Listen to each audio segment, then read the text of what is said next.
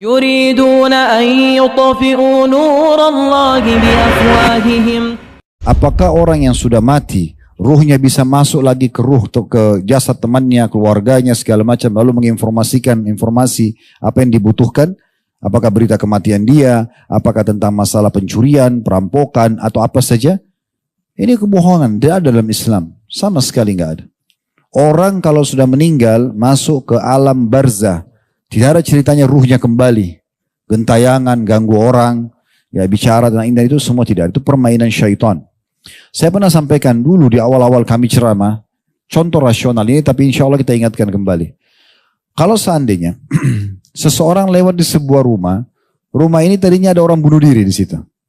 Anggap luas tanah itu 10 meter misalnya. Antum lagi lewat depan pagar. Maka setiap kita lewat di situ, kalau rumah itu terkenal angker atau yang sejenisnya, maka syaitan di sekitar itu akan membisikkan kita. Itu ada orang bunuh diri, perempuan, rambutnya panjang, matanya belalak, keluar darah dari hidung. Oh gitulah, 10 meter saja itu. Di saat itu antum merinding ketakutan. Kalau antum ketakutan, bisa saja antum melihat apa yang antum bayangkan itu. Itu permainan syaitan. Ya. Tapi kalau seseorang tidak takut, dia tidak akan lihat apa-apa. Orang yang sering lihat penampakan karena dia sendiri takut itu. Ya. Makanya Allah SWT mengatakan dalam Al-Quran, kekal. Dan ini Allah kekalkan agar kita meyakininya.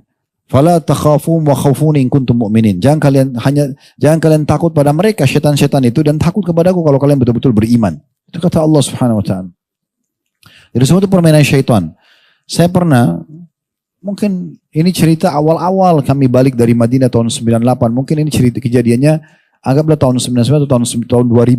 Sudah 24 tahun yang lalu mungkin. Saya dulu pernah ceramah, masih tinggal di kota Makassar.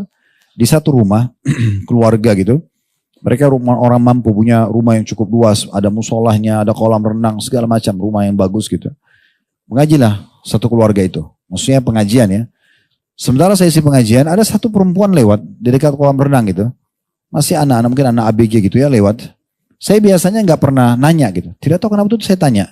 Sebenarnya ini pengajian keluarga. Pak maaf saya berhentikan pengajian. Karena kita tidak ada live waktu itu, belum ada kamera segala macam. Saya tanya, Pak ini siapa? Oh itu anak saya Ustaz, kata pemilik rumah. Terus saya tanya, kenapa nggak ikut pengajian? Oh kalau dia berbeda sendiri Ustaz. Kenapa berbeda? Dia sering kedatangan ruh kakek saya di malam Jumat. Iya. Ya, dia bilang, sering kedatangan ruh kakek saya malam Jumat. Ya. Terus waktu dia bilang, dan dia malam Jumat itu dimatikan lampu gitu kan, terus dia minta kopi hitam, lalu dia bicara. Saya bilang sebentar Pak, saya lanjutin ceritanya. Kakek dia, kok bisa lanjutin? Ya saya sudah tahu nih kemana arahnya. Ini sama, itu permainan syaitan yang mengaku bahwasanya kakeknya dialah, keluar suaranya, dan pasti ujung-ujungnya adalah nanti menebak nasib. Ya. Jadi kamu anak saya, panggil anaknya si Fulan. Syaitan itu tahu, dari mana dia tahu? Dari korinnya. Korinnya orang-orang di situ, pendamping dari syaitannya. Ini masalahnya apa? Oh masalah di pekerjaan, masalah rumah tangganya. Nanti korinnya melapor sama syaitan itu. Syaitan itu akan menyampaikan. Kamu ada masalah di kantor kan? Kamu ada masalah begini kan? Nah solusinya ini. Dia kasih jalan keluar. Ngunti nasibnya. Ternyata betul dia kan? Iya benar Ustaz. Akhirnya kami setiap malam Jumat kumpul keluarga nanya. Nasib pekerjaan bagaimana? Nanti masa depan bagaimana? Nah itu yang diinginkan itu kesyirikan. Supaya manusia bergantung pada syaitan. Gak ada yang tahu hal yang gaib itu. Kalau seandainya ruhnya orang yang sudah meninggal bisa kembali, nggak usah dia masuk ke badan depannya, langsung aja dia sikat itu yang bunuh itu. Hah? Ya nggak? Ngapain ke sini baru ke situ? Langsung aja ini yang masalah, ini yang membunuh. Langsung aja datang ke sini. Cekik langsung. Bukan antum ya. Kenapa harus di sini dulu baru ngomong? Kenapa enggak langsung aja? Atau masuk ke polisi aja sekalian, penyidiknya. Kan gitu. Ini permainan semua. Dan makin kita yakin itu makin berbencar, makin banyak. Syaitan pada panggil temannya, ini semua lemah nih, ayo datang. Kesurupan semuanya. Itu permainan syaitan itu. Ya. Jadi gak ada dalam Islam. Dalam sebuah hadis Bukhari dijelaskan, kalau seseorang meninggal dunia, kalau dia orang beriman, maka akan datang kepadanya 3 sosok malaikat. 2 malaikat rahmah, 1 malaikat penyiksa. 1 malaikat cabut ruh. Ya, 2 malaikat rahmah kasih sayang kiri kanannya membawa kain kafan dari surga, 1 malaikat kasih sayang pencabut ruh di atas kepala dan mengatakan, hai jiwa yang baik keluar kepada pengampunan Tuhanmu. Keluar ruhnya, kata Nabi SAW, belum sesaat dia keluar dipegang oleh malaikat rahmah, dibungkus dengan dari surga lalu dibawa ke langit. Cerita cukup panjang, hadisnya pernah saya sering sampaikan di pengajian. Intinya Allah berfirman kepada para malaikat, catatkan hambaku ini termasuk ahli surga, kembalikan di dunia, di sana saya ciptakan, di sana pula saya bangkitkan. Ruhnya diantar, kata Nabi SAW, bersamaan jasadnya diantar oleh orang-orang. Begitu jasadnya dimasukkan, 3 langkah orang pulang, ruhnya masuk lagi ke kuburannya.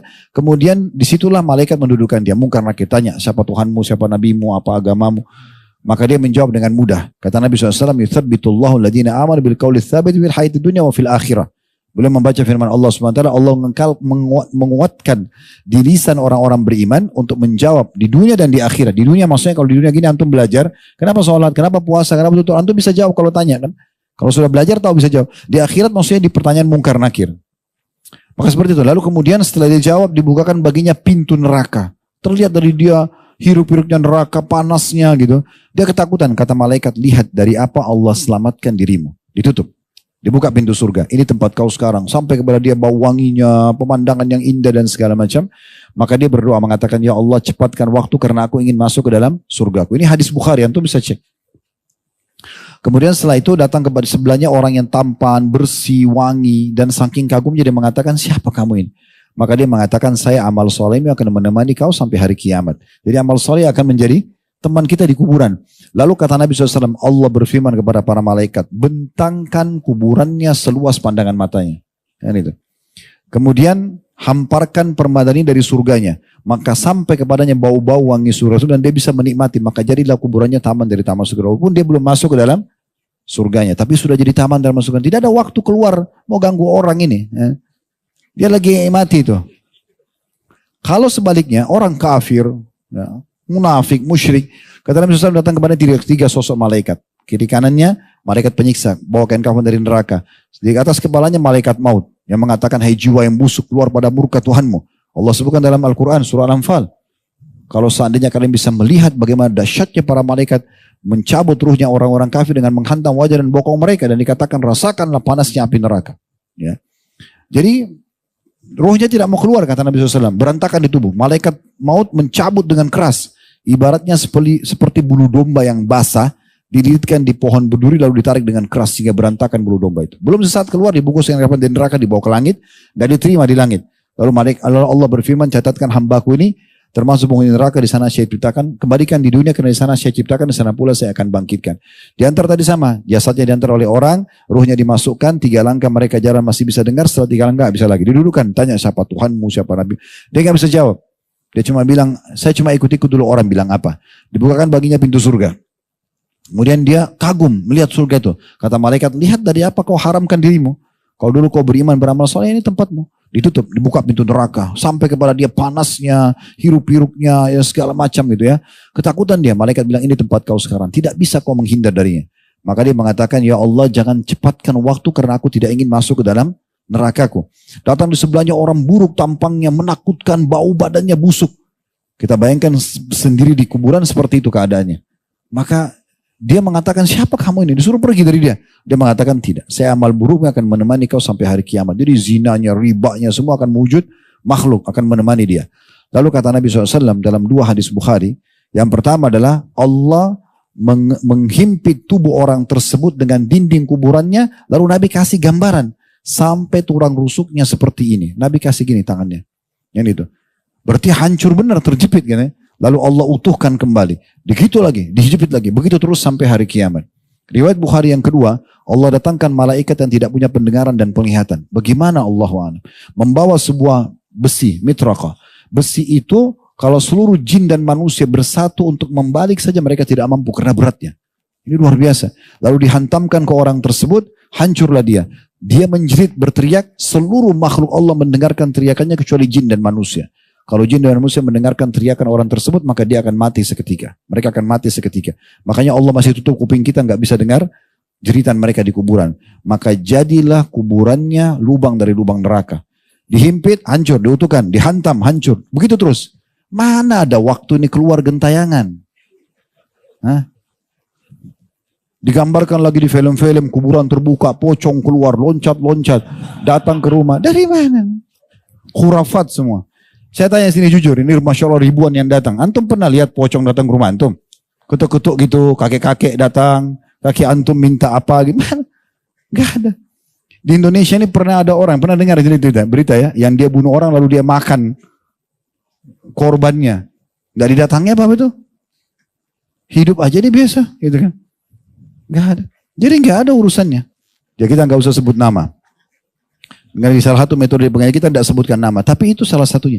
Jadi gak ada semua itu. Itu khurafat, ya. Jadi jangan dipercaya. Pernah juga saya dengar begitu informasi di beberapa wilayah kita. Ada anak kecil, indigo. Dia bisa tebak ini, tebak itu. Ini syaitan semua ini. Saya pernah diundang di salah satu TV swasta nasional waktu itu. Ada acara, subhanallah saya lupa judulnya. Tapi betul terkenal waktu itu. Kemudian salah satu programnya adalah membahas tentang kelebihan anak-anak indigo. Gitu. Sutradara datang kepada saya lalu mengatakan, Ustaz ini anak indigo, kita sudah punya sampel, ini perlu kita angkat di masyarakat, maksudnya bagus gitu. Saya bilang, Pak, saya diizinkan sampaikan ya? Saya bilang ya, indigo itu dari syaitan, saya bilang. Permainan jin, syaitan itu. Masa Ustaz, tetap dia dialog sama saya. Saya bilang, coba gini aja, supaya Bapak yakin, tanya anak-anak kecil yang dikatakan indigo yang sampel itu, tanya, dia dapat informasi gaib dari mana? Pasti dia bilang, dari teman saya di atas lemari di kamar saya, dari yang ada di belakang pohon di belakang saya, dari sumur. Itu syaitan semua itu. Permainan jin. Dia masuk ke anak-anak yang memang mungkin orang tuanya tidak ajarin sholat, di rumah itu tidak pernah ada Al-Quran, apalagi banyak patungnya. Oh itu tampil jadi gitu. Tampil jadi itu jadi masalah. Akhirnya anak-anak ini menyampaikan informasi gaib sama persis gitu. Permainan syaitan yang datang ke dukun yang menyampaikan kepada pasien-pasiennya. Ini semua tidak benar. Ya, ini tidak benar. Jadi nggak ada semua itu teman-teman sekalian. Dan kalau ada berita begini harus kita sadarin, harus kita sampaikan di pengajian seperti ini biar berhenti umat Islam terpengaruh dengan itu. Kita tidak ada teman-teman sekalian, tidak ada tahu yang gaib, tidak ada orang mati bisa gentayangan, tidak ada ramalan-ramalan dalam Islam. Berhenti sudah itu, antum percaya bintang-bintang antum itu ya. Ini bintang ini, bintang itu, bintang itu di situ dibaca tebak jodohnya, warna kesukaannya, makan, wafat semua. Akhirnya antum bergantung pada itu. Bulan depan beli lagi. Cebak lagi. Untuk apa? Umat Islam disuruh yakin dengan akidahnya. Syariat Allah sudah jelas. Mana halal nikmatnya, mana haram tinggalkan kan selesai. Kan itu. Allahu a'lam.